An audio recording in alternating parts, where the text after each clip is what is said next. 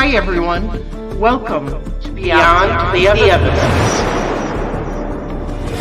This is the channel where justice matters. My name is Marv. I am a true crime fanatic, and I love to dig deeper into the mysteries of unsolved cases. Join me as we search for missing persons,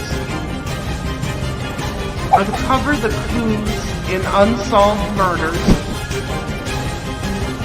follow along with jury trials,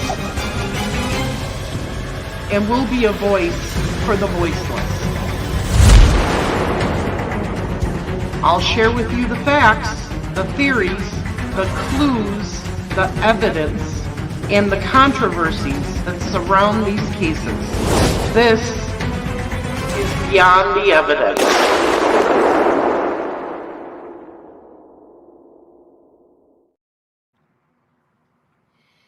Good evening, everyone. Welcome to Beyond the Evidence and True Crime Investigation Unsolved. Tonight, we are doing a dual stream. There may be some viewers on this channel that do not like Anthony Greeno. However, with the subject material from today's Day 3 trial, we are supporting one another and doing a dual live stream.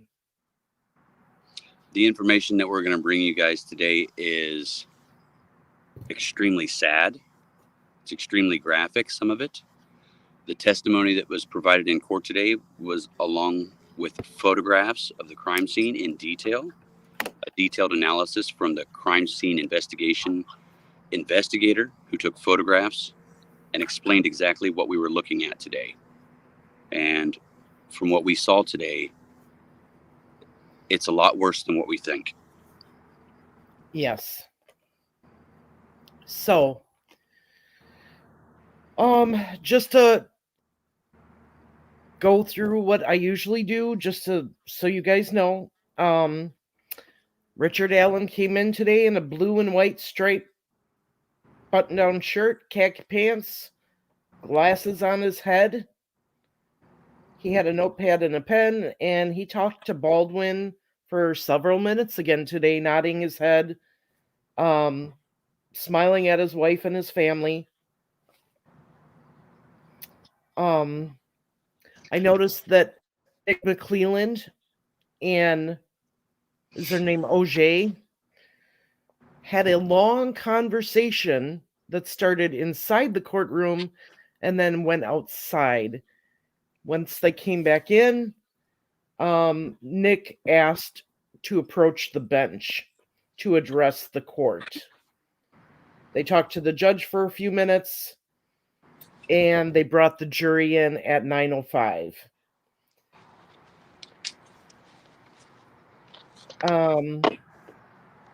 The jury actually got to do an activity on Saturday together, and on Sunday they got to visit with family members. Okay, Greeno's got to help me with the first deputy's name. Darren Gynecola. Gynecola. Yep. Darren. Okay. Darren is a sheriff's deputy for Carroll County, who is also, I'm having problems with the light out here, who is also now one of the detectives that works on the Delphi Murders case in replacement of Kevin Hammond, who retired. Okay. So he testified that he was a detective employed since 2011. He was on 6 months leave, came back. He studied the Law Enforcement Academy and has yearly training. 2009, he was a law enforcement officer and investigated all types of crimes. February 13th, from 6 to 6, he was a road control deputy. He had that day off. He received word that 2 girls were missing. He contacted the department and came in to help. He went straight to the sheriff's office, going through electronics or trying to go through the electronics. He could not get in it. So he went and helped search. He started at the private drive. Now they've got an aerial map on the TV, and he shows where he went on the aerial map. Started at 625 on the private drive, teamed up with a search group and searched the south end. And he said they were all in a line pushing north around midnight. He says they were using flashlights and they couldn't see very far, and that's why they were doing what we normally see as the line grid, with them spaced so many feet apart so that they could cover the area and not miss anything. Right, and which is a lot more organized than I thought they were actually doing it. Right, because I thought it was just a free-for-all. It seemed like it. I didn't really I didn't know that they were doing all that. Yeah. So they searched the creek and the bridge on the northeast side and then called it off. But he said under the bridge along the bank, there's limestone. And if you can remind me, the limestone underneath the bridge is for the pillars to the bridge, correct? You know what? I'm not sure if that's what it is, but that limestone underneath the head of the bridge, where it's actually like where you first walk out on the bridge, how it's almost like a cliff right there, that's all limestone right there.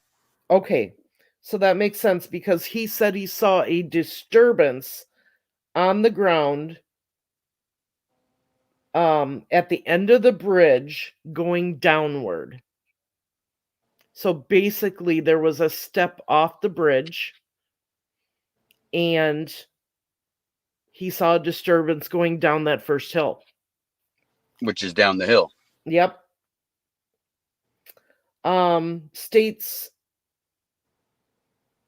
9 through 13 are pictures of the north side of the bridge. And these accurately depict the disturbance. So he holds up each one of these photos. Now, these are paper photos again, guys. They're not on the TV screen. So we really couldn't see the details in the photos. Right? Right. So he was just explaining the disturbance in each one of the pictures and how to see that it was the soil was disturbed.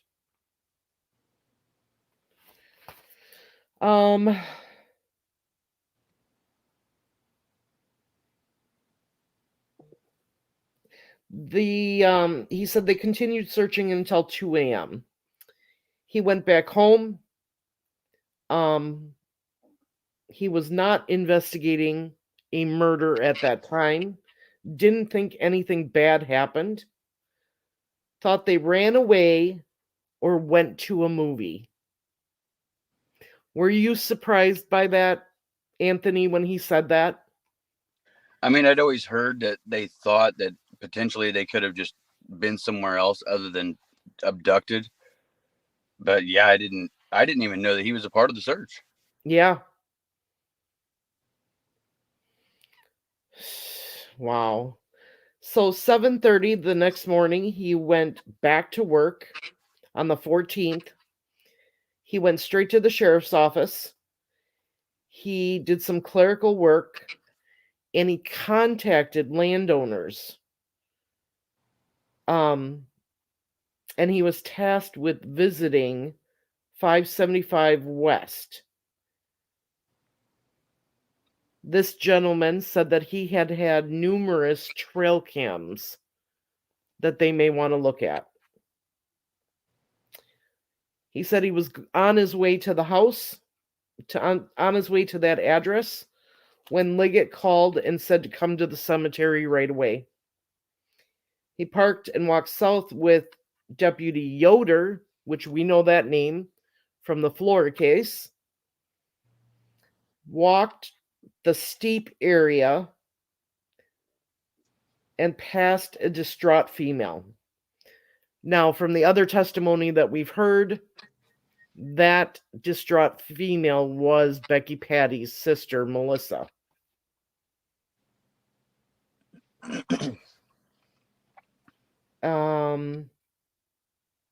He walked in a southern direction to the creek.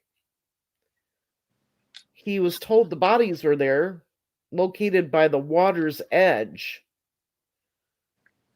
He saw 4 people on the north side, few on the south side. When he got to the creek, they were pointing to the water from the south side. And that's when he saw the tie-dyed shirt in the water. Now, they showed states 14 through 17.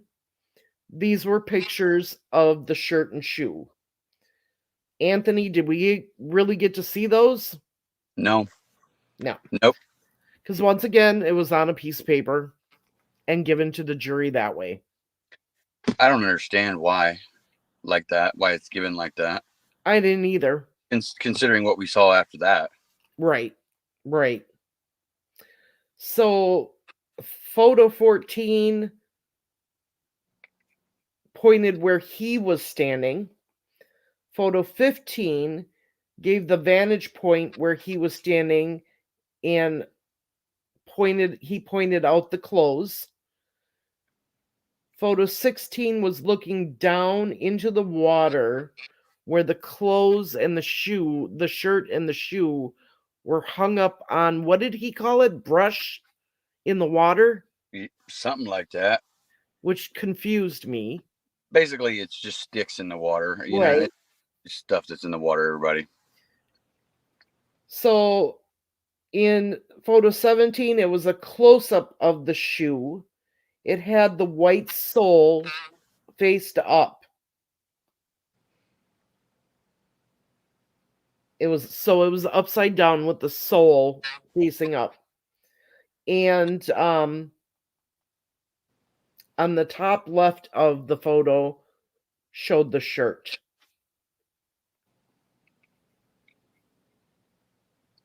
He had a conversation with the volunteers on the south side. He was told the bodies were behind him on the northeast.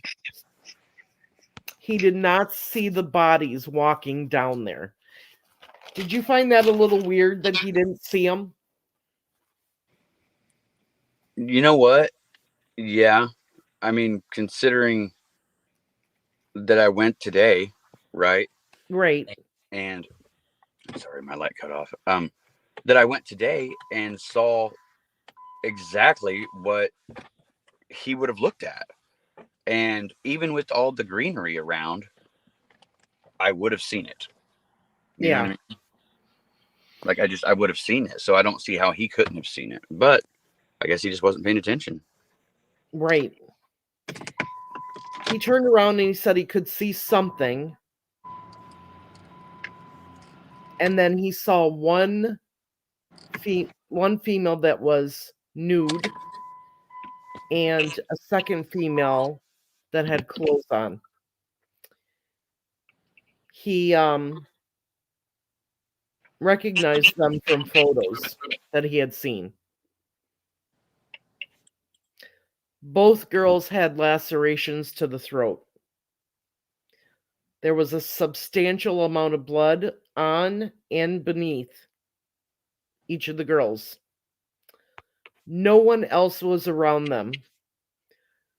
There was no life-saving measures completed because they were deceased.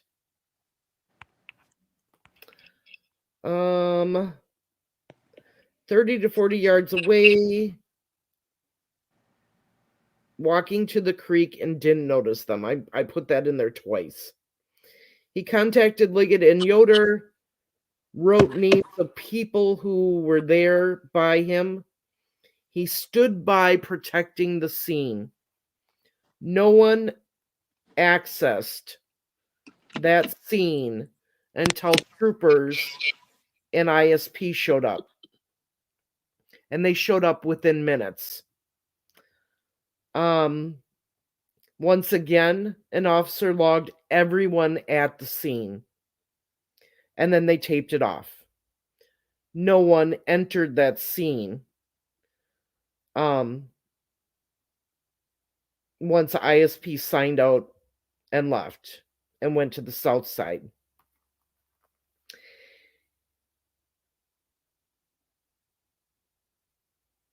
Okay, so then they went to the south side and they used the private drive to enter that, and they made everyone on the south side leave. And the reason they did this is for crime scene security. And he said he stayed all night until 9 a.m. on the 15th, securing the scene. There was no traffic or vehicles on the private drive, and no people traveled across the creek. He stated he carried a Glock 17 9mm. All officers were switched to the Glock 17 a year prior. Defense questioned photo 9. Photos are next to bridge. Don't show how steep it is. So the defense was stating that the photo didn't represent how steep the area was, right, Anthony? Say that again. The defense stated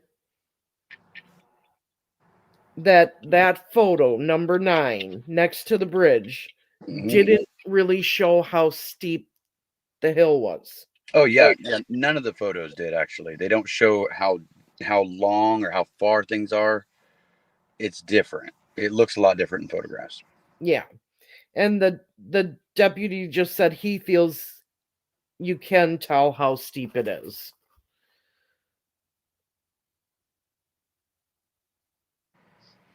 Yeah, and just like Judy said, there goes returning the bodies the next day. Yeah. Yep. That's out of the question. Let's see. He said you had to hang on to trees when going down those hills so you didn't fall on the south end and facing the bridge. Because that's treacherous. We've both went down those hills and we had to hold on to trees and everything else, and I still slid down on my butt. People slid down today. Yeah. There was slide marks to the east. Okay, so what the defense said is if you're on the north side and you're walking to the south side and turn around and you're facing the north, all these marks were on the right side, which is the east side, which is correct. But instead of just saying when you're walking to the south, it's on your left, I don't know why he had to make it so difficult. Probably because the appeal process and the way the Supreme Court works with transcripts and the way things are worded. Okay. He testified he was surprised to see the slide marks. Dirt was under leaves. Yes. Stopped. Oh, and then he testified he stopped the search before 2 a.m. And the defense said, was that before 4:33 a.m.? And he said yes. Did not get trail cam video. That kind of bothered me. Why not? Maybe it had nothing. Maybe it had nothing valuable on it. Did they even look at it? That's the question. No, they never went and got it. He said they never went and got it.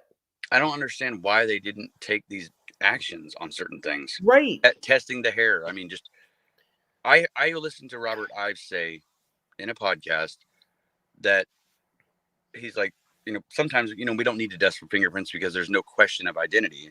But the defense will always say, well, they didn't test the fingerprints, so it can't be our guy. Right. And that's exactly what they're doing. So anything that they didn't do as just here, we went ahead and did that. That's what the defense team is using. And that's exactly what Ives predicted. Right. It just baffles me. So then he testified from the cemetery to where the girls found is very steep hills. But where they were, the area where their bodies were found is flat. I shouldn't say flat, but it's the most flat part of the whole area. Yeah. Everything else is up and down terrain. Yeah, it's not really flat. Like I went there today. It's not flat. It's almost like it is kind of in a bowl area. Yeah, that's how I would explain it. Yeah. It's just like a different area, everybody. The hills go up and down, and this area is just like, they call it the flats. I mean, that's what I've always heard it called. Yeah. And he did say that he was on the north side and the people on the south side saw the shirt. It was pretty visible off the bank. He said that both had substantial bloody wounds.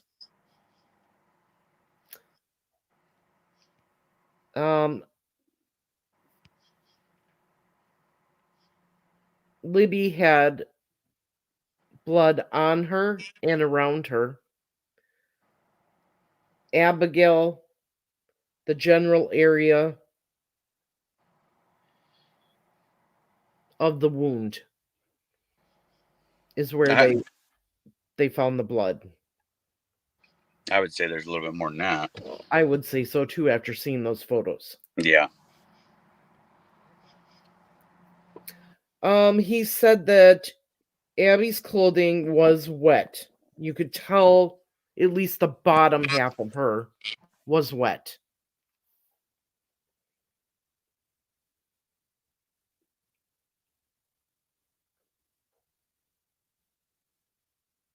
He said the cemetery to the creek, the mission was to go talk to someone looking for bodies, but looking for people. Called Detective Liggett. Personal cell carrier is AT&T. Carroll County, now division of AT&T. And then there was objection because the defense asked that question again, and Nick said asked and answered, and the judge agreed. Is that when Baldwin said, just basically stopped? Yeah. And so at that point, ladies and gentlemen, Baldwin literally stopped with a puzzled look on his face, kind of like, are you serious, lady? Yeah. Kind of at the judge, paused for a second, turned around and said, no more questions. As if he was frustrated with her. Exactly. Ruling, yeah. So then we had some juror questions. Oh no, he asked one more. He asked the area where the girls were found, it was flat. And he said compared to the hill, it was flat. But we call it a bowl. Could not see bodies found in area, low topography, dip in surface, found in a valley. So that's what we mean by a bowl, like a valley. Yeah, a valley. Yeah, that makes the most sense. It's the best way to describe it, I think. It is. Juror questions. So one juror said, you mentioned electronics used before to search. What were you trying to search? And he said that they were trying to search an iPad tablet. They could see on the tablet the notification that came up. There was phone numbers as missed calls, and that was family trying to figure out where the girls were. But he doesn't recall who the iPad belonged to. Right. So then we go to Sergeant Jason Page. He's from ISP, 20 years crime scene investigator. He's attended Indiana Law Enforcement Academy. 1.5 years was the road police. He was on the SWAT team part-time. So this is your CSI individual. His job is to document the crime scene, photos, sketch, find trace evidence, anything, blood evidence, anything that has to do with that. And he's got a college degree in photography. He had on-the-job training for 6 months to become a CSI. He worked a scene with another individual for those 6 months, learning things. He's worked with the laboratory system, receiving training, and he worked with forensic pathologist.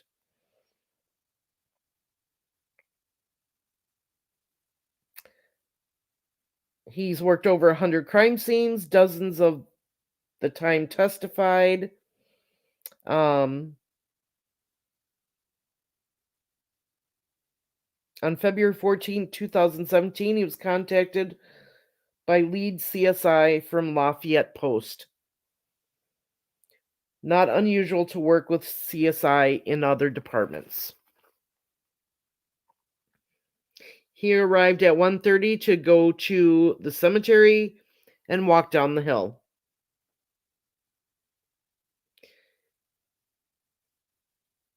So this is where I need you to help me. I need you to help me describe the rope and what he did with it and why he did it. Okay. So we've all heard about this yellow rope at the crime scene. Yep. Everyone wonders what it's there for. It has nothing to do with the crime whatsoever. It's law enforcement's rope. He takes the yellow rope, and what they do is when they come upon a crime scene, they need to secure it. And so what he does is he takes this yellow rope and he ties it to a tree, and he creates a boundary line. And his boundary line goes completely around the crime scene. And so if they see anything, there may be a spot of blood over there. Okay, that rope needs to go around that area. I believe he said he did a 30 square foot circumference beyond the crime scene. Beyond the crime scene, just in case. And that's important.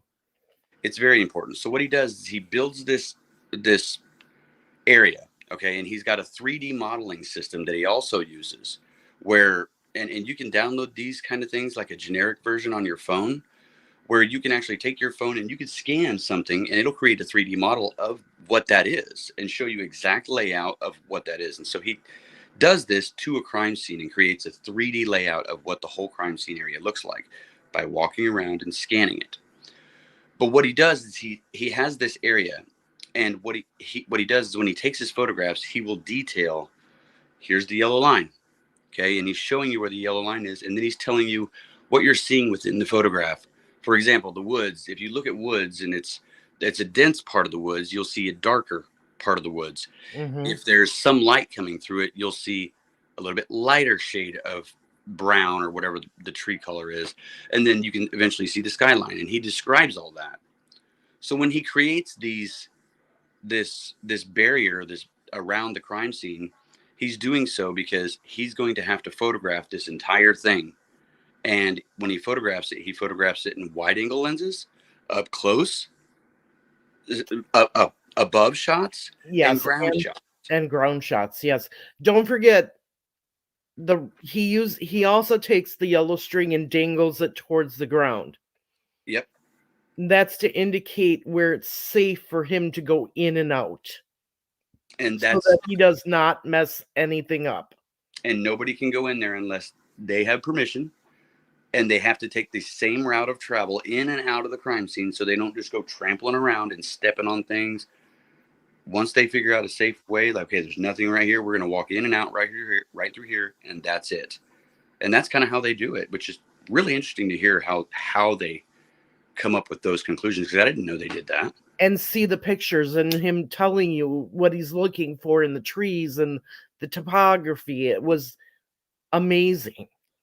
He described it really well, because he's like, okay, what I'm doing is I'm going counterclockwise with these photographs. So if you look at photographs, imagine if I took 10 photographs and I just went around in a circle around some area and took photographs of it, like say a football field. I just went around each side and took photographs.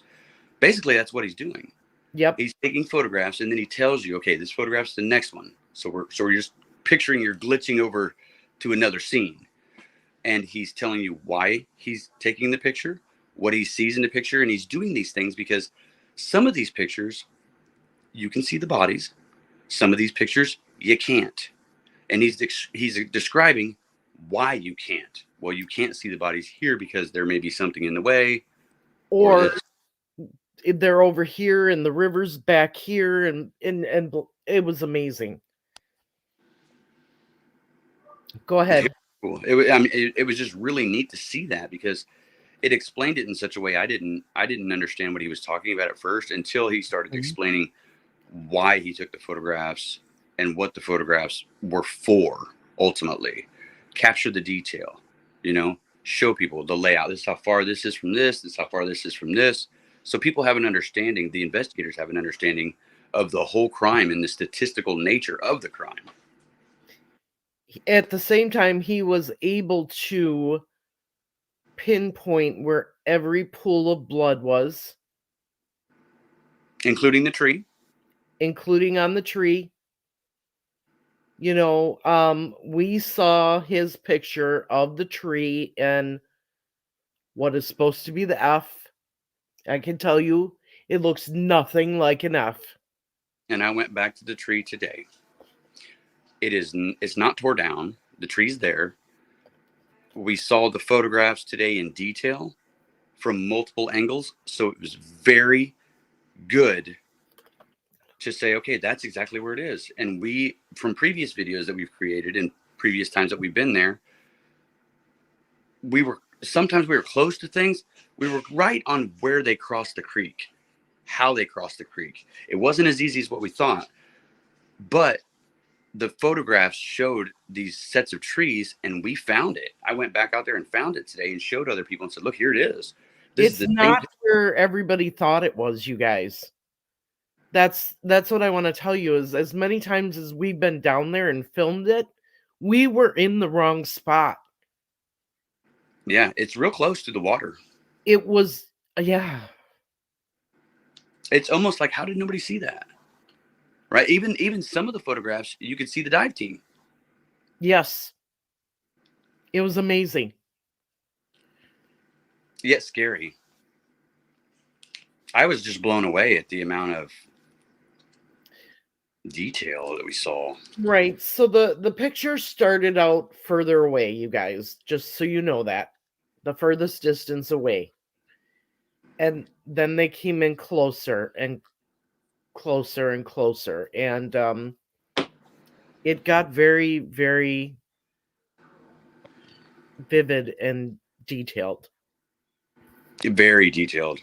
And I'm not going to get too graphic with it, everybody, but I'll say that the defense team's claim that there's absolutely no blood found near Abby or on her is 100% false. And if you've seen the crime scene photos and you try to refute what I'm telling you that the crime scene photos that were leaked are not an accurate representation and were definitely altered to remove the real crime scene.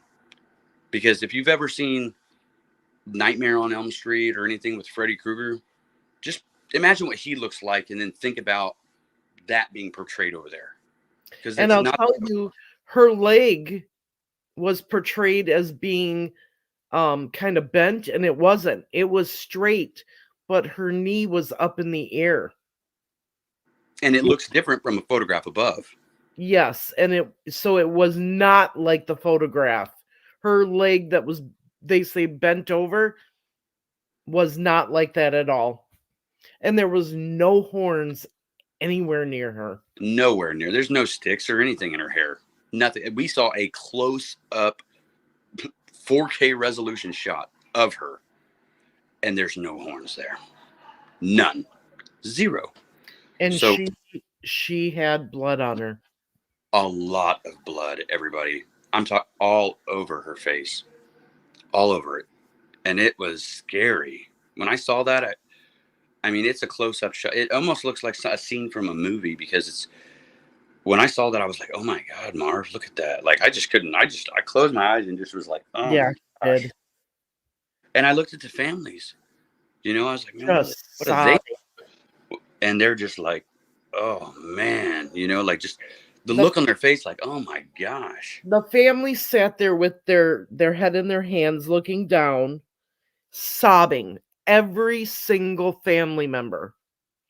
You had jurors who were affected by this. One guy did the same thing. Another one, oh yeah, They did. For anybody that's curious, we did not see completely nude photographs of any girls. no. That was blacked out. Those parts were blacked out on Libby. She was the only person that was nude. But we did see very detailed wounds, and the bodies were clearly visible with defensive markings. I think, and I mean, just a lot more happened than what we thought. I described it as it was nothing like we expected. No, it was way worse. It really, really, Yeah. really got me. And what really upsets me the whole time is during all this, Richard Allen is over there smiling And nodding his head, smiling. Yeah, like, are you kidding me? Because she said, "What's Richard Allen doing while they were looking at these?" And so I just focused because where we were sitting, ladies and gentlemen, I could look directly at that huge TV screen, which was really big, and he was directly in front of it. So I was basically looking at him watching it. And every now and then he kept turning around looking towards us because his wife was in front of us. And so he'd turn around, he'd look, and he didn't care. That is not an emotion from someone who is innocent. Because if I was innocent and looking at that, I'd be like, man, whoever did that is absolute sick. And I can't believe I'm being accused of it. He didn't show that today. No. Now, when we get to Libby, it was much worse. Oh, it's bad. Libby's head was at a weird angle. The amount of blood on her head and face was crazy. The amount of blood that she had on the rest of her body,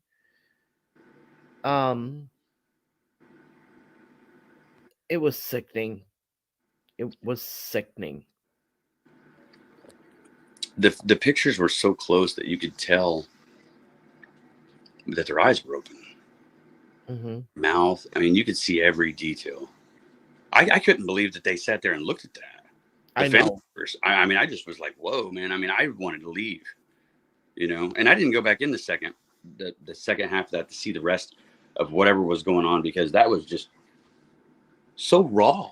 You know what I mean? Like, I didn't expect to see that today. No. I feel bad. I feel worse. You know what I mean? Just like knowing that there's people out there that are intentionally saying that these things didn't happen. Yeah. And it did, you know? The thing that got me is when he said, after I picked up all of the leaves and sticks, the ground was saturated in blood.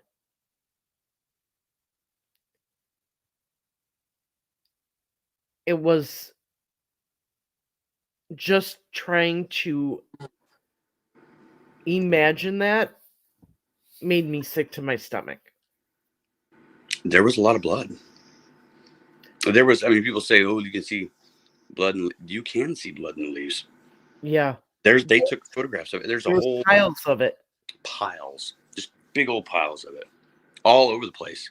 And she wasn't laid at the base of that tree. Like, it shows how they described it previously, is that her arm's up and there's a branch going across her, and that there's a tree right at her head. But that's not where that tree was. It's a little bit offset from where she was, a little bit away from where she actually was. Her hand is actually touching it, but that's it. Yeah, her hand's touching it. And it's, if you look at any clips from the docuseries that I portray, it's fairly accurate with some of the scenes that you'll actually see these photographs. It's freaky how similar it is. It's very similar. It almost looks like the real thing. So take that into account, that when you see this docuseries that I'm putting out, or these clips, it's based on reality, and I didn't realize how close that actually would be. It was just a guess, but to see it now, you will understand it in full once you see this, because I couldn't show the real crime scene photos to anybody. No. And what we saw was nothing like what we saw today. Yeah, and with all the blood, they had to be unalived there. They were. So we know for a fact that Abby was unalived and never moved. She died first. We know that Libby moved around because she was by that tree where she had been cut. She was by that tree. She put her hand there, or tried to steady herself. We know from the hearing testimony, the end of July and August, that she ended up sitting at the base of that tree because when she was attacked 2 more times, there was blood at the base of that tree. And he did say there was blood on both sides of the tree. Both sides of the tree, not just where she was. So we know she was moving around until she couldn't anymore, and then she was drugged to where she was found. Yeah. And this is Libby we're talking about. This is Libby.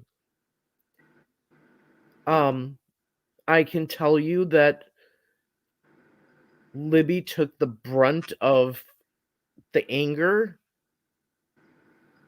and the destruction. And it holds weight to Dave Erskine's leaked conversations by saying, I think Libby was targeted. Whoever did this had it out for her. You know, like Abby looked fine. Libby looked horrible. And it's very true from a distance. Up close, it's a little bit different story about Abby looking fine once you see it up close. Right. But he was right on the details that he described, how brutal it was for her and not her. Right.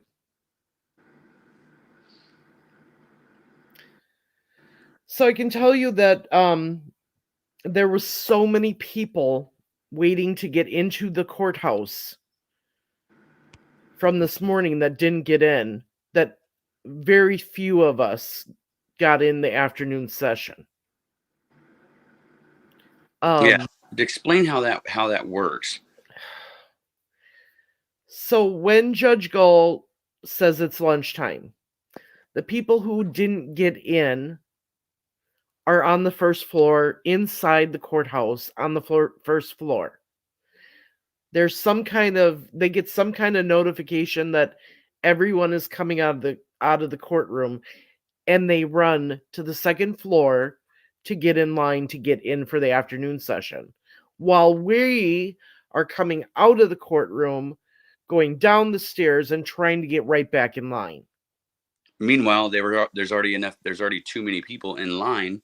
Right. So the people that were already in there basically lose their seat because these people just want to rush in there. Now, I don't have a problem giving my seat to someone who is interested and would like to.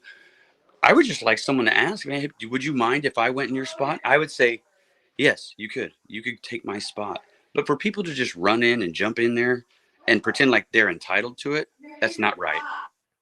Well, yeah, that's like Tom Webster was behind me, and I said, Tom, have you gone in today? He said no. I'm like, go in front of me. There was a couple behind him. Said, have you gone in today? He said no. They said no. I'm like, go ahead of me. There was another woman that went ahead of me, and at that point I knew I wasn't going to get in, so we left. We went downstairs and out the courthouse. And we met some really nice people in line this morning while we were waiting to get to the point to get in the courthouse. And they didn't know a lot about the Mona and High Bridge area, so we took them there. They were from Muncie. Very nice people. And we met some other people while there. Yes, and we met a couple while at the Mona and High Bridge Trail, and they joined us, and we basically gave them an educational tour. So, do we want to answer some questions? Yeah, I'll answer anybody's questions. Does anybody have any questions about what we solved today? The crime scene, the evidence, anything that we saw, what they said, or anything? Because that's really what we went over today. And yes, we did meet Lawyer Lee. Yes, we did. And I met Andrea Burkhart. Me too. And we met a lot of people. Yeah. I mean, there's a lot of people on scene today. We have Frank Meister, Lawyer Lee, Tom Webster, Aspen Connor's been there the last few days. Who else was there today? Let's see, you, me. Who else? Who are the other creators that were there today? You, me, Frank Meister, Murder Sheet, Andrea Murder Burkhart, Sheet. Yeah. Lawyer Lee. I thought there was another one. Hidden Truth, I think. See, I don't even know some of these people. I'm getting sent links to some of these women that are there, that I see there, that I thought were reporters, and they're come to find out they're content creators that I just don't even know. Yeah.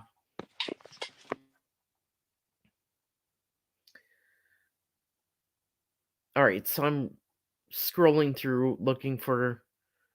Are you feeling better about the trial as time goes on, and any idea when Doolin will testify?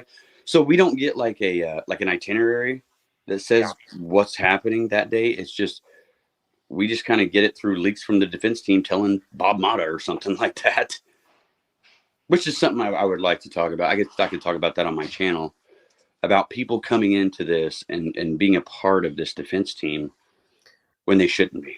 Well, I have a correction to make, because on my last stream, I said that he was part of the media pool, and that is not correct.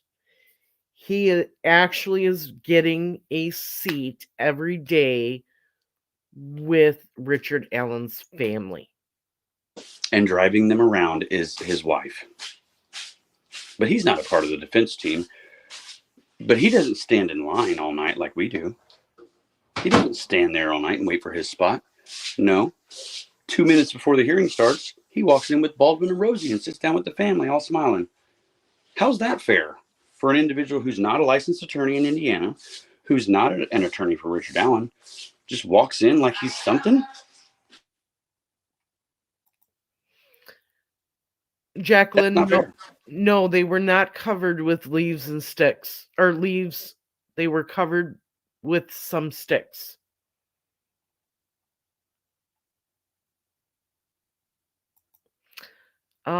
Judy says, is it true that Ari didn't look shocked or upset when he saw the crime scene pics? I heard he was looking at them like he was admiring a pot of flowers. So weird and creepy. Yeah, there was no shock and horror from him. He was smiling. He was smiling. This guy doesn't care. Yeah, it was sickening. I'm sure that a lot of people in that courtroom wanted to go beat the crap out of him. Yeah.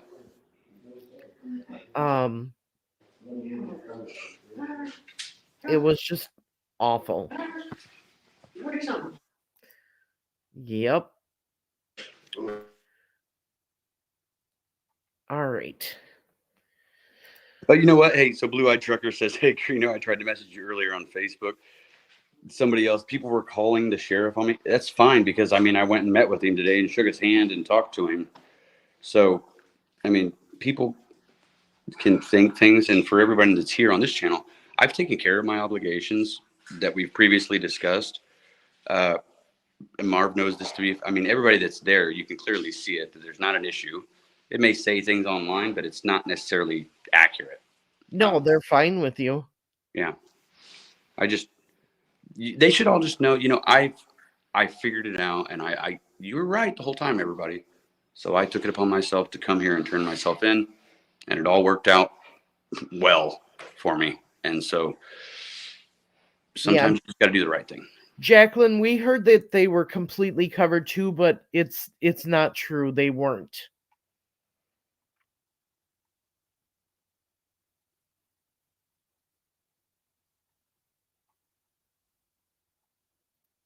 Richard Allen is a monster, everybody. My God. He's... Yeah. I just can't. I don't know. I see this little dude and I'm like disgusted.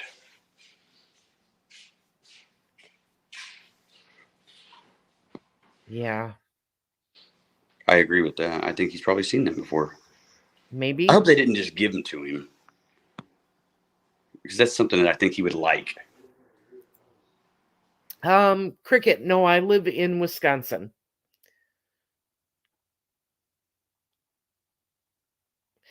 Well, I can tell you, as Judy says, wow, you have got to be kidding me. Why on earth was Ellie so slack with this case? Well, I have more bad news to break to you. This afternoon, the defense questioned this CSI individual. And hang on one second.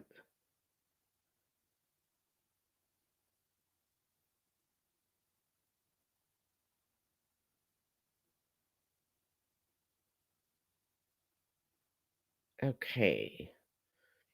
I'm looking on the Facebook group here. Angelica Notes stated, day 3 notes per Max Lewis TV, who got the update from Russ. Testimony continued from State Police CSI just after 1 p.m. The bullet found after moving the bodies of Abby and Libby was not easy to see. Investigators did not take any pictures or video of the bullet in the ground or it being removed. Don't know why they didn't do that. Yep, the bullet was point down and depressed into the ground. Investigators did not collect the branches that were on the bodies for any testing. They said they've never gotten DNA off of branches. They found no noticeable shoe impressions in the area. How can that be? It's almost like nobody was there. You know what I mean? It's so odd. So there is supposed to be one photo of the bullet. There's supposed to be one out there. They're saying there's not. So, okay, so someone else had reported that they didn't take a photo of it being removed, but there should be one. But I haven't seen it yet. Yeah. It also says this investigator was not aware of a ape, put the letter in front of it, kit, being done on either victim. Added, they never measured the depth of the nearby creek to determine how easy it would have been to cross. But they did say it was deeper. Yep. Max described it as a contentious cross-examination.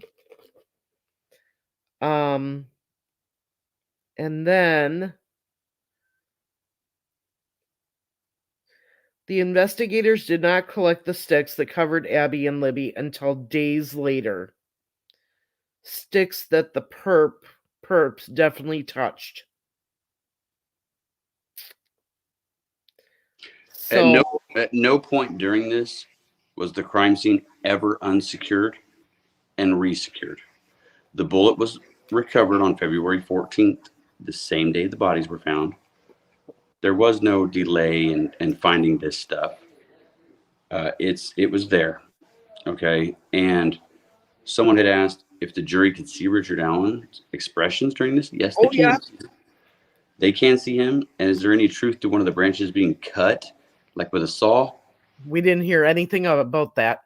Didn't hear anything about that. And we actually walking on the trail today, hundreds of them look just like that. Clean cut, branches laying right in the middle of the trail. So who cut those with a saw? CJ found a bug that lives in Indiana. I can't remember exactly what that bug's called. It literally cuts branches like a saw. It's a bug that eats wood. And when it eats wood, it eats right through it. And it looks like a branch is cut with a saw. It's so odd. I can't remember what it's called. It's some sort of beetle. But it lives in Indiana. I never even heard of that before. But it's a real thing. Yeah. Yeah, and guys, and the girls and guys thing, I think that was a misspeak. No, because both the prosecution and the defense said it. Yeah, but he clearly says guys. That's what they made it sound like. But they said he says girls down the hill.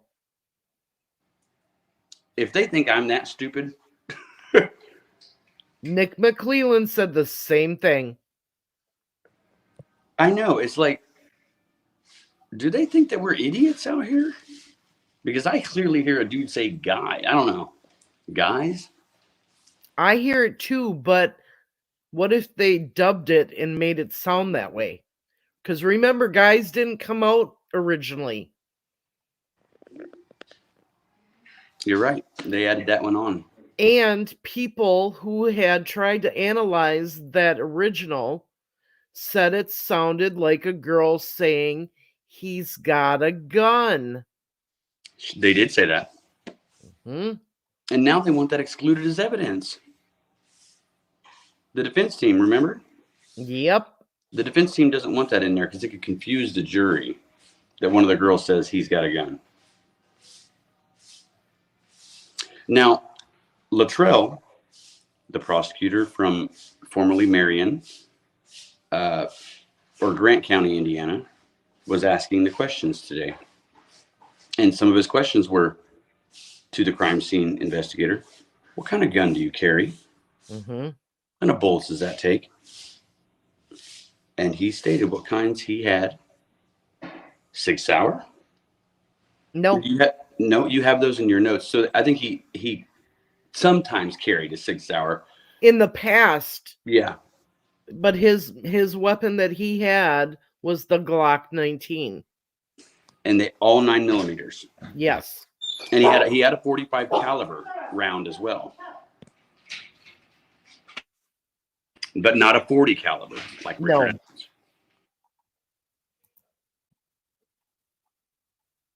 So, like I said, you guys, it was a very, very tough day. You got to realize that I think they said there was 52 crime scene photos. That is a lot to look at. And I don't know how the families got through it.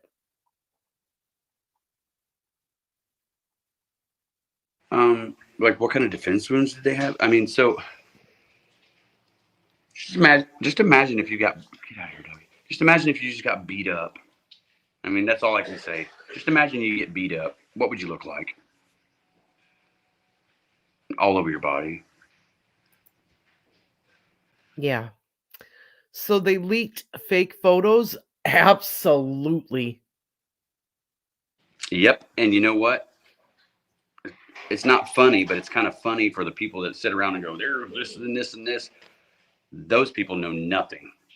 If you think that there's horns in her hair, if you think there's no blood at that crime scene, and you think that this is all whatever it's been said before, you are wrong. And it was proven today in court. You are wrong beyond a reasonable doubt, simply based on these photographs. Right. Grunge Truck, no, they have not played Libby's entire video yet. They wanted to.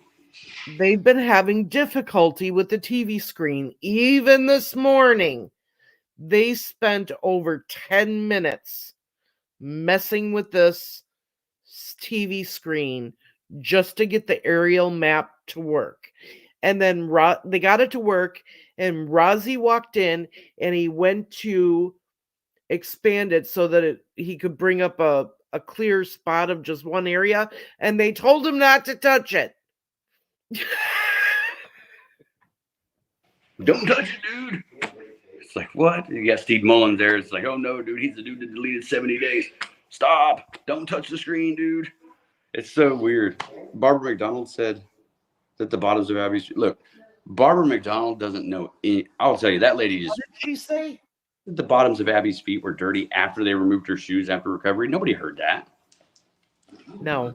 Nobody heard that. That's a lie. See, I nitpick in court. Oh, are you there? yeah. Okay. I nitpick at her and Bob in court. I mean, I'll openly say it right to them and in front of them. He does. Ron Logan's not the killer. You know, they're liars right there. Those people right there are liars. And they are. Oh, exactly. He was acting like nothing bad was happening. He was smiling. He was nodding his head. It was sickening. They are not going to put Richard on the stand. I can guarantee you that. He's not going on the stand. Not at all. Thank you, Tish. Hey, thanks, Dan.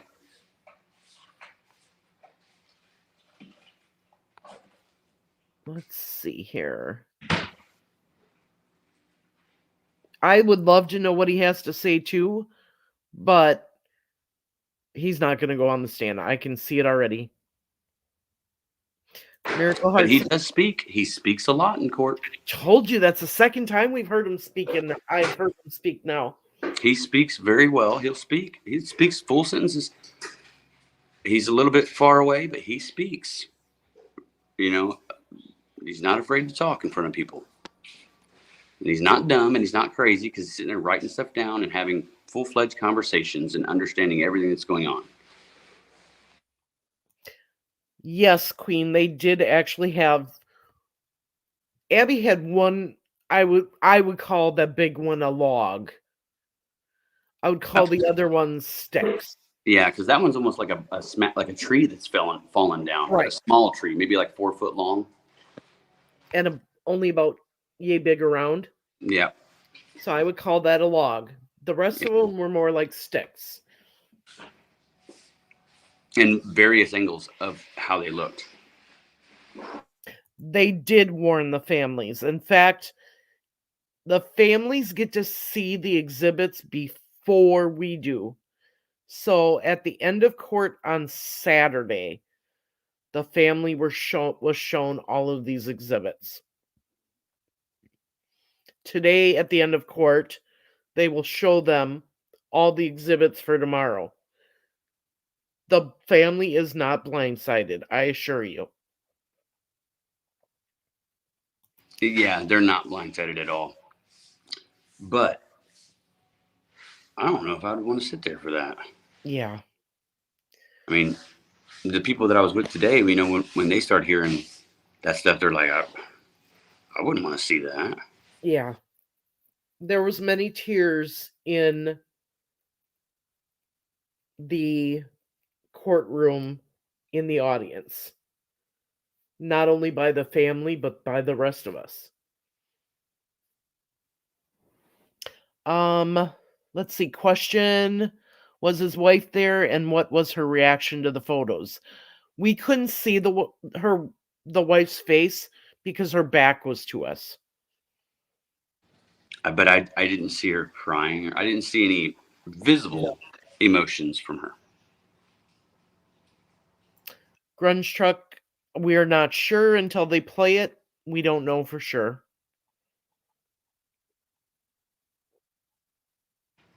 And do you think he sounds like Bridge Guy? I'll say yes. But Similar, but it's hard to tell. It's such a short clip of that. It's hard. Right. It is. Why so many untruths early on? Because it's the job of a defense attorney to create reasonable doubt. Or in this case, unreasonable doubt. Right. Yes, they were on the live there, but Libby was moved from the base of the tree to another tree. Not far away. She wasn't carried across a football field. It wasn't very far. No. Very short distance. Baldwin put his arm around Richard Allen, acting as if he was comforting him. Yeah. As he was nodding and laughing. Yeah, it looks like he really needed consoled then, didn't he? Yeah.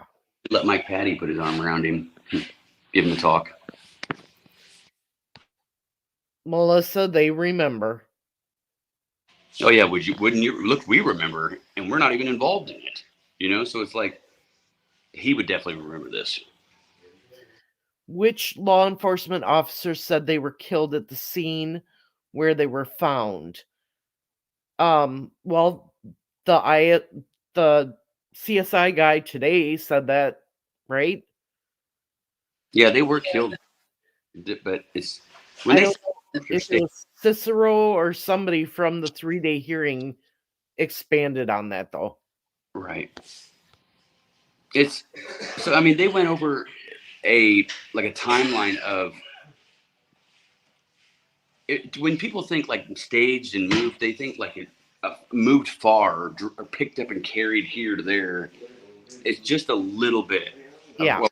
Hider, just a concealer more within the trees, because where it was would have been visible to someone on the other side. Right. His target seemed to be his actual target. I would agree. Libby was the target in all of this.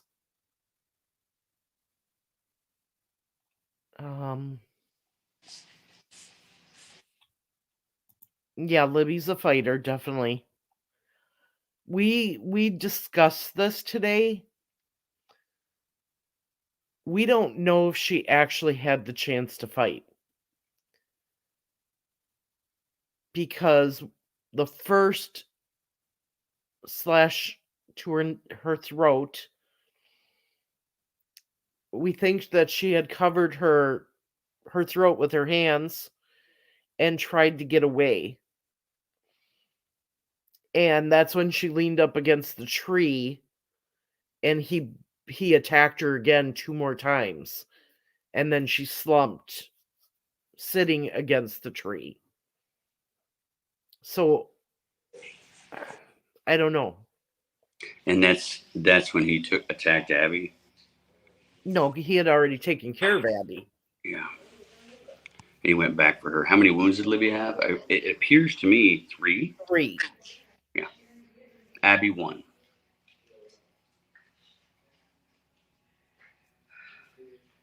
Yeah, and the phone was found under Abby, and it stopped moving at 2:32, which could presumably give you a cause of death, or the time of death.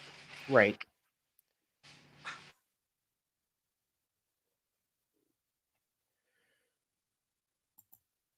I don't know about that. If the leaked photos from Westerman were fake, I'm assuming the dismissal of charges will be granted. I don't know.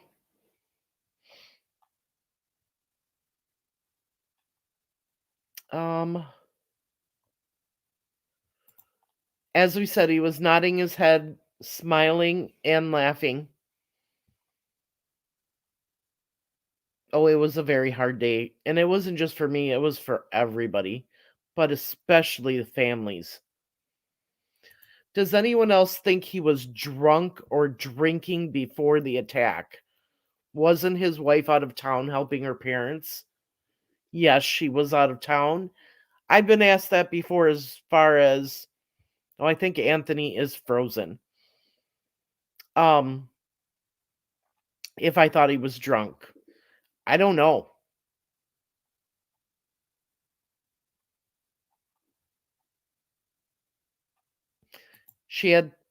Libby had 3. Yes, I did.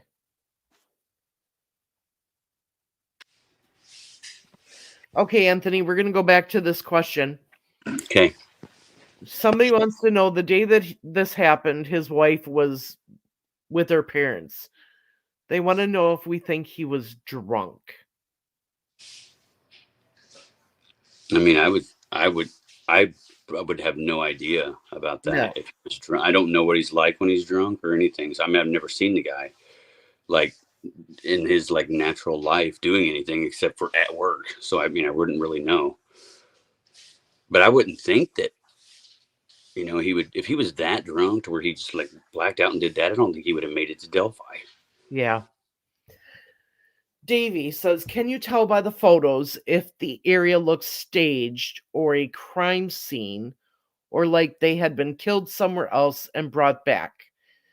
I would say no, because there was no disruptions around Abby, meaning she died quickly and she did not move. The phone didn't move. The shoe didn't move. Nothing. Nothing moved beyond that point. So no, they weren't taken anywhere and brought back.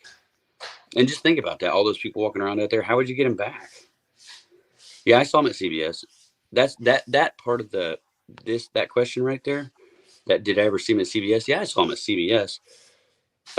Someone else did too, and that actually comes out in the docu-series. So I'm not going to talk about that because it is a part of the docu-series that they want to keep somewhat private, because it is a really interesting story to see who he is and kind of, because we planned to meet at the CBS for one of the memorial walks. Yeah, we did. So it's just, think about that. Was Derek there? I did not see Derek today. He doesn't want to be on the media. Carrie was there.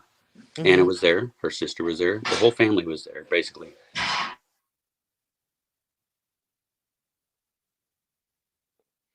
Okay, I think we don't know when Doolin's going to testify. Yes, I'm feeling better, but there's a lot of evidence I'm waiting to hear. Likewise. And I think that when ABC interviewed me this morning, they asked me that question. How do you feel about it? I said, I haven't seen anything strong so far. Did you see this one? Yeah. Okay. Yep. Yeah, and trust me, everybody, you know what? I even saw John Randall today, who Marv got to see. Yeah. From the Flora fire case. The brother of Dennis Randall. So, Michelle, they did not do a ape kit. So we don't know if any was found inside. They didn't say anything about it being on the outside. Sarah, this is Sarah. So this is one of the woman and her husband or her man. I'm not sure if he was her husband, her man, and her daughter. Yeah. That we met today. That's her. Sarah. Hey, Sarah. Nice to see ya. So they came today to look into the Delphi Murders case at the trail. They wanted to see it.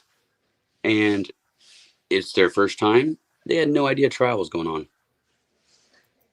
But it's so good to see people so interested in this that they come all the way there. I mean, we have a fan that came today that follows my channel, follows Marv's, that came from Virginia. Yeah. So cool to see these people. Is the jury looking at him? I'm pretty sure everybody was focused on that TV today. Yeah. At times they may glance over at him, but they're focused on the information they're being given. Yeah. Yeah. And they're building a timeline. They're not just jumping into he confessed or he did this or he did that. They're showing us how everything was investigated, how it all came about, what led them to what we're going to be describing later on in the timeline of this case. Yeah. Is kind of how it seems like it's going to go. Like we said, one stick about the size of a coffee can. The rest were all smaller. Yeah, the rest were all smaller. And you know what? Hey, thanks for anybody that sent super chats. I'm not sure who those went to or whatever, but we appreciate you, Queen and Sensei. Yeah, thanks. Thank you.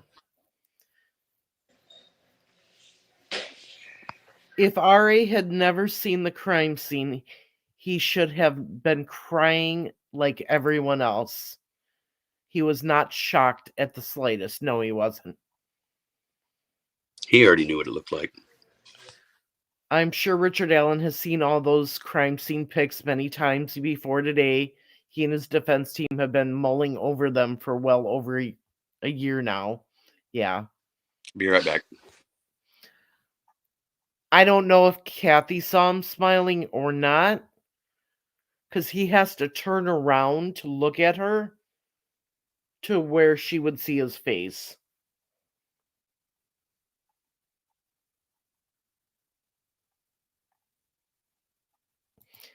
Absolutely, they did.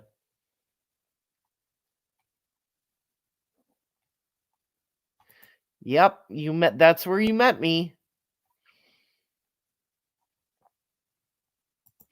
Do you think the girls made a run for it and that's why they ran into the creek? No. He forced them. He forced them into the creek because somebody was coming down that private drive. Brad Weber, which Baldwin said we're going to hear more about him later on. Yep. So during the crime of the abduction, going down the hill, you end up on his driveway. Right. He started coming, and Richard Allen had to alter his plan and get him over to the other side. Carol, we were talking about the same thing. We agree with you. He had to have been covered.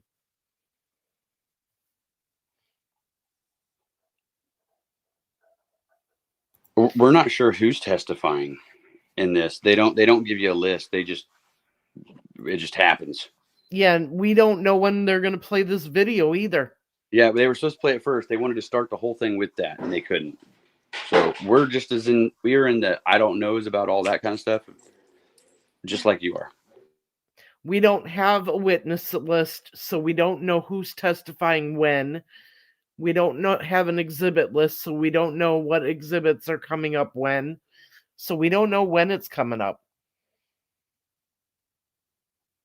It'll be interesting to see how he reacts to the video of BG. Absolutely. I'm curious. Yes, we're going to be attending tomorrow. We'll be there tomorrow and every day. Trust me, we'll be there. Yep. Are you serious? Why wouldn't they do any of that? We don't know. That was our biggest question, too. That's like crime scene analysis 101 to me. You take the pictures, you pick up, you document picking up any evidence. In this case, because one was naked, I would have done an ape kit just to make sure. And even though you've never gotten DNA off of sticks before, I would have still taken them and tried. I would have too. And you know what? I said something about that a long time ago. I was like, how come they don't take DNA from like these sticks that you got to touch going down the hill? And one of the things was you really can't get a good DNA print from a porous object. You know, it's like a tree's alive, you know, so you really can't get something that good off of it, especially with elements like water and rain, snow. Yeah. Do you think Guys Down the Hill is all in the same voice? I say yes, 100%. It's Yeah, all I one think guy, so too. one perpetrator is what I think. We thought there was a picture of the bullet too, but according to what they heard today, no, there's no pictures of the bullet. You know what? Someone sent me something and they asked if they could come on and comment on it. It does say that there is one. It does say in an article. It does say that might have come out tonight. It does say that in an article. I'll see if I can go grab that article real quick. I'll be right back. Okay. Okay. 0 DNA and no shoe impressions, not prints, impressions. So remember, it snowed a little bit the night before. So the ground was wet, probably muddy, soft. So what they didn't see is any impressions of a shoe in the soft dirt.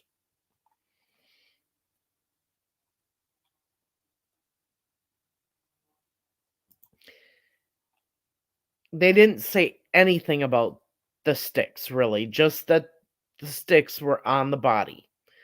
This other stuff may come up with other witnesses. We're not sure.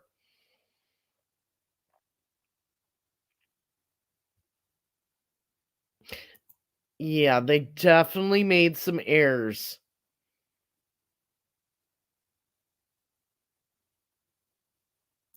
I agree with you, but they're saying he said girls down the hill.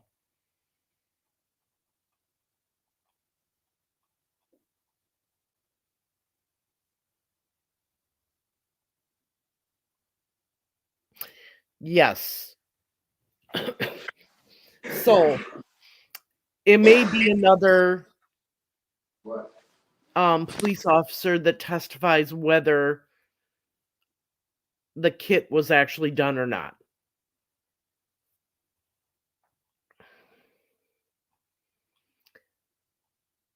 Okay, I sent you the thing to your phone. The article, what it says, it's the last paragraph. For some reason, I can't add it in here. Well, why would they both use girls? I don't know. It was weird. Who knows? I'm almost down to the bottom. Why would they change it to guys? It's weird. I don't know, guys. I have no idea what's going on with that. But I can tell you that both the prosecution and defense said girls down the hill. Maybe they did that as a like a way to trick him.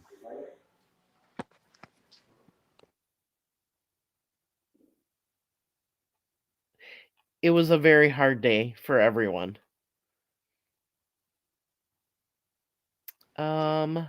It was. Cops can carry all different types of guns. It mainly depends on their preference.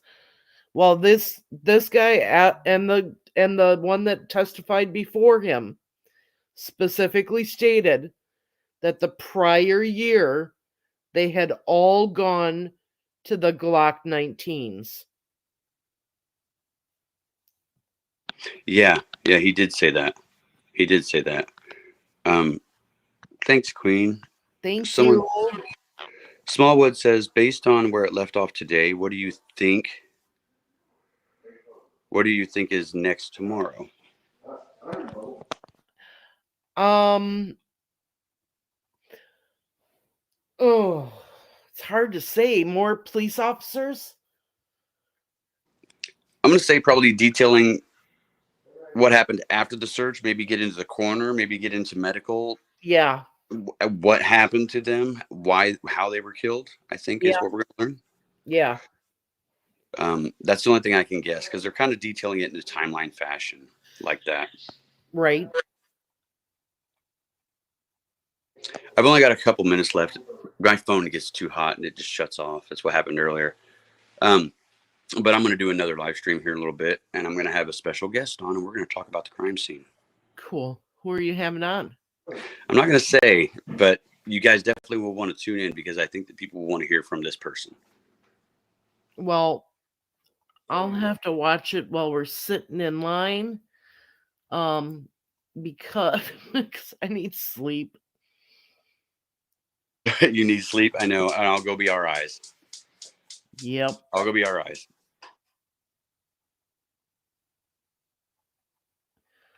All right.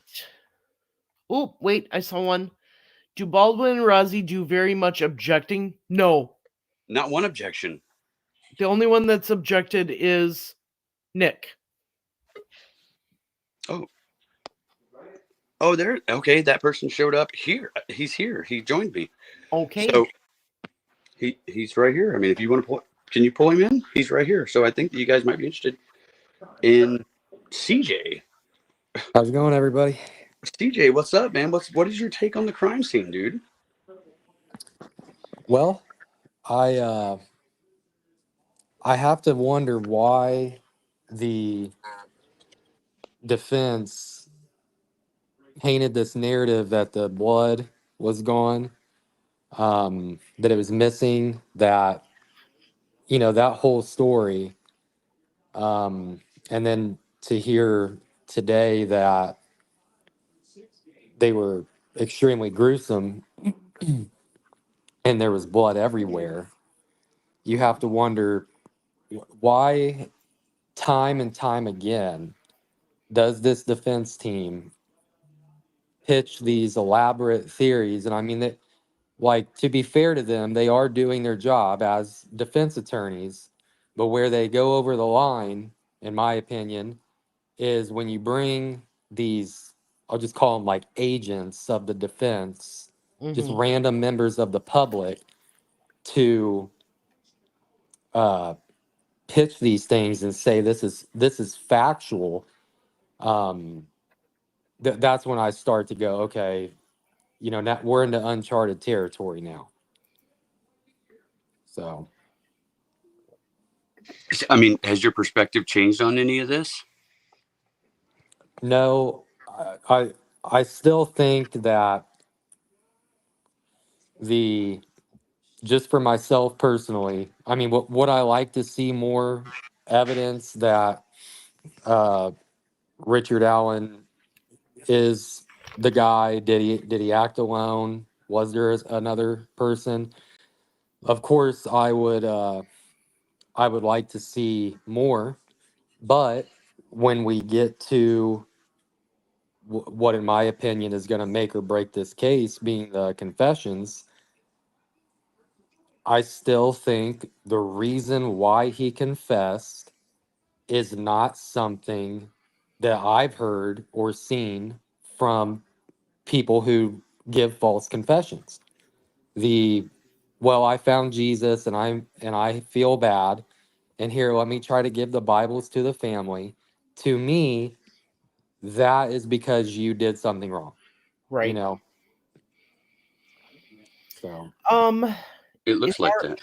Okay, so basically, if there was a plea, which I do not believe there will be a plea, but they can offer a plea all the way up until the verdict, right before the verdict's read. Right before the verdict, right? So the jury can actually be in there deliberating.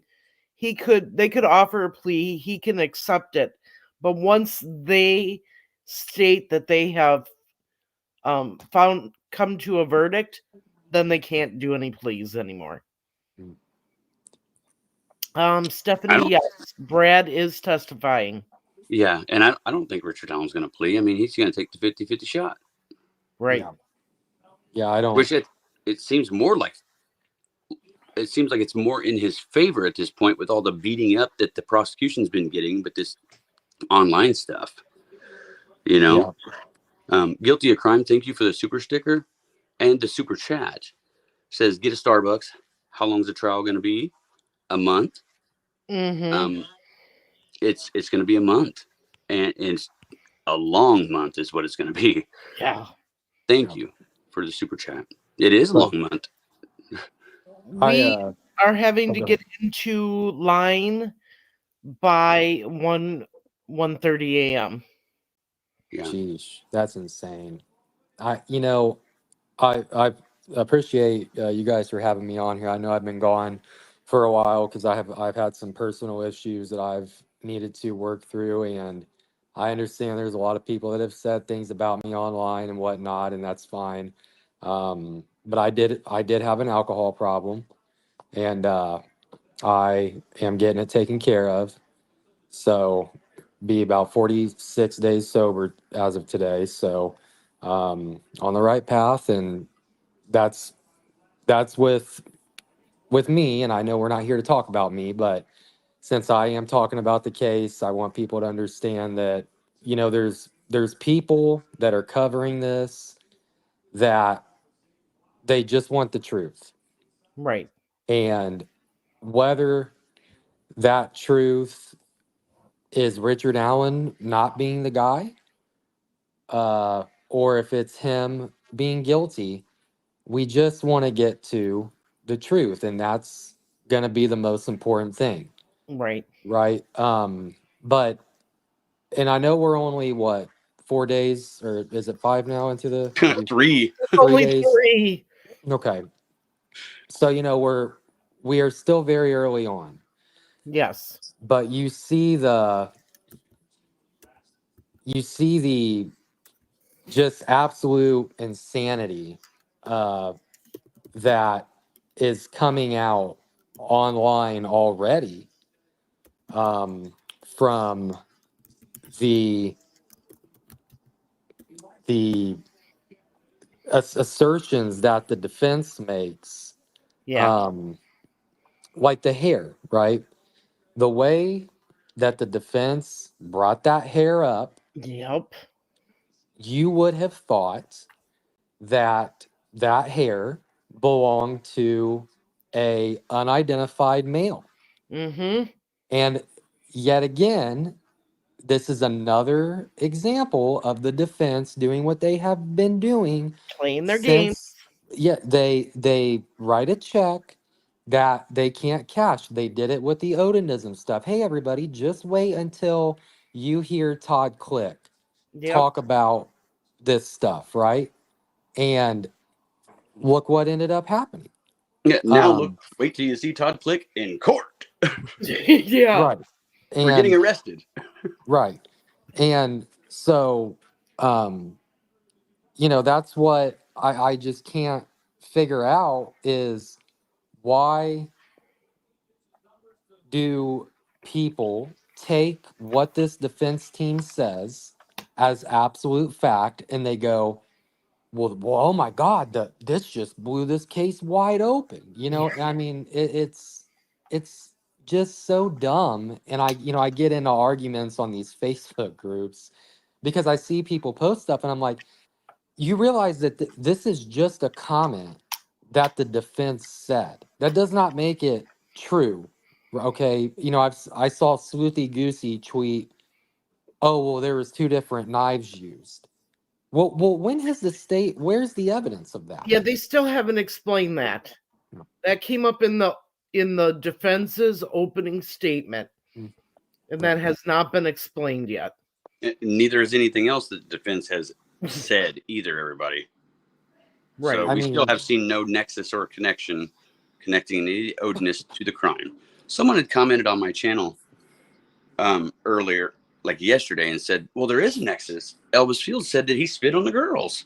Well, Elvis Fields also didn't leave the city of Rushville that day. So if he lied, that's not a nexus connection. right. It's not. That's not a connection. You can't take a lie and say that's a connection. It has to be truthful and some evidence to support it. And if you think about a blade of any type, if you walk up to somebody and slash or stab, then you do it again, there's no guarantee that the wounds are going to look the same.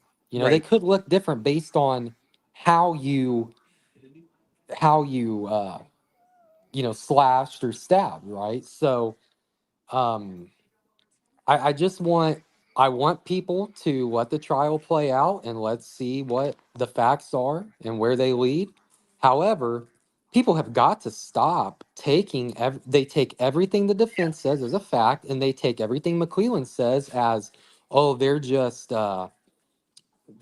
framing this guy. And again, I am not saying that Richard Allen is guilty. I have my opinion because of where we are right now. However, at some point, if the defense is going to continue to make these allegations that there's no truth to any of this, that Richard Allen was coerced in these confessions, at some point they have to show some evidence that has occurred, and they have not done that. They can't just walk in there and say, well, these guards did this. We've got two little dead girls on our hands. We can't, I'm sorry, we can't just take somebody's word for this. They need to show evidence of it. And if the recordings are just Richard Allen willfully spewing this out, are you still going to be an individual that sits there and says, this is coercion? He was crazy. Well, why didn't the defense team file anything to get him out of that prison at that time? Why didn't they say, hey, our client is psychotic. Anything he says from this point forward, you can't trust? They never did that. They did it after. And actually, they never did it, period. Sorry, they brought that claim up after, right? But that was not their argument at the hearings. It was the conditions in prison led to him saying these things. They never said psychosis made him say these things. So at some point, you have to face the reality, and the reality is the only person with evidence against them for this crime is Richard Allen. It's not Brad Holder. It's not Patrick Westfall. It's not Elvis Fields. It's Richard Allen as of right now. Let's see where that evidence takes us. Right. Exactly, man. And I hope that evidence takes us to a guilty verdict. And I said that today on my interview with ABC. I said, I'm hopeful when they asked me, what do you think is going to happen? I'm hopeful that this will end in a guilty verdict. I'm fearful that it won't. Right. And with that being said, everybody, I'm going to have to roll out. I got to get at least some sleep. Yeah, Yep. Before I agree. go back out and stand. Yep. All right, guys. Well, thanks for having me on, and I'll talk to you guys later then. All right. Thanks, CJ. Really appreciate you, man. And he's still listening. Really appreciate you, dude. And I'm proud of you for doing what you did tonight and taking the steps needed to correct your issues. Appreciate you, man. I'm proud of you, dude. Kathleen, this weekend I'll try to go over that. But yes, Todd Click was arrested. Imagine that. So also, everybody, whoever's listening here, spread the word. Next weekend, I was going to do a meet and greet for anyone that wants to come. Not just like a trail walk like Randy does. I don't want to take over Randy's events. I'm just doing, we can meet at the trails. I was going to have a pumpkin painting thing. We can paint some pumpkins. We could leave some Halloween stuff there for the girls. But I think that we should go around. If you're interested in seeing where Richard Allen lived, let's go. We'll go. You want to see where he worked? We'll go. You want to see where the trail, where the Hoosier Harvest store is, where Ron Logan's is? I think we all should go as a team and look and see. And if you have questions, we can do it in person. So if you guys could come, you could do a short day of court on Saturday. You got to show up early, though. And we could all meet, and we could be really we could really meet and really put a good closure on this thing. So if you guys want to come next Saturday and Sunday, all weekend, just show up in Delphi. I'll be there. Where are you going to meet at? We'll probably meet right at the courthouse. Okay. Okay. So figure out a time and then let everybody know. Okay. If you want to show up to court, 8 o'clock you want to be there early, like in the middle of the night, Friday night, Saturday morning. Yeah. If you don't, show up around noon. I am very tired. I'm ready to roll. I'm going to pass out for a few hours. Thanks for being there. And thanks for everybody else that comes and sits in the cold to see justice play out. Yeah. Okay. So, all right, ladies and gentlemen, I'm good here. I'll see you here in a few hours. All right. Thanks for joining me tonight. No problem, Marv. Thanks for being there, and thanks for coming all the way from where you come from to do this. And You're appreciate welcome. it. I appreciate you and everyone else. All right, guys. On that note, YouTube, Facebook, Twitter, Instagram, Snapchat, TikTok. I'm Anthony Greeno from True Crime Investigation Unsolved. I'll see you guys next time. Keep it Southern style, y'all. And remember, I'm Marv with Beyond the Evidence, and Justice Matters. Have a good night, everyone. Thank you for watching Beyond the Evidence. Today, I gave you my own opinions and analysis, but I always encourage you to do your own research and form your own conclusions. If you're interested in true crime and want to join me on this journey of discovery, make sure to subscribe and hit the bell icon so you don't miss any of my uploads. If you'd like to support the channel, join our membership, and if you have any suggestions for cases that you want me to cover, feel free to leave them in the comments below. Thank you for watching, and remember, justice matters. This is Beyond the Evidence, and I'll see you in the next video.